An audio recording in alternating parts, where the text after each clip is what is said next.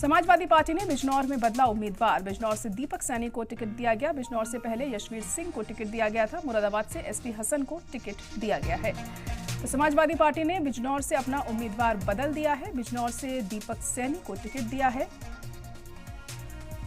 बिजनौर से पहले यशवीर सिंह को टिकट दिया गया था, लेकिन अब उन्होंने इस उम्मीदवार को बदल दिया है।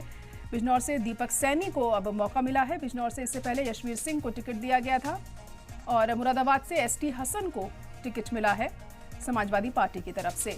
तो लगातार जो उम्मीदवार हैं उनके नाम सामने आ रहे हैं तमाम पार्टियों के जरिए, और समाजवादी पार्टी भी इसमें पीछे नहीं है। लगातार वो भी अपने उम्मीदवारों के नामों का ऐलान कर रही है और हम देख रहे हैं कि कई बार सीट बदलने की भी बात सामने आ रही है। यहाँ पर बिजनौर से उम्मीदवार को बदला गया है। बिजनौर से दीपक सैनी को टिकट मिला है।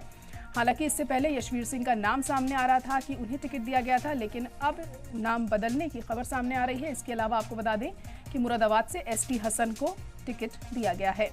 तो सपा की तरफ से भी लगातार उम्मीदवारों के नामों को जाहिर करने का जो सिलसिला है, जो लिस्ट है, वो बराबर आ रही है और समाजवादी पार्टी भी तमाम समीकरणों को ध्यान में रखते हुए अपने उम्मीदवार तय कर रही है। फिर चाहे वो जातीय समीकरण हो या फिर क्षेत्रीय समीकरण हो, ये तमाम ऐसी चीज़ें हैं जो उत्तर प्रदेश में चुनाव में बहुत मायने रखती हैं। इसी के मद्देनज़र सपा भी इसमें पीछे नहीं रहना चाहती है और वो भी तमाम चीज़ों पर फोकस करते हुए अपने उम्मीदवारों के नामों का ऐलान कर रही है।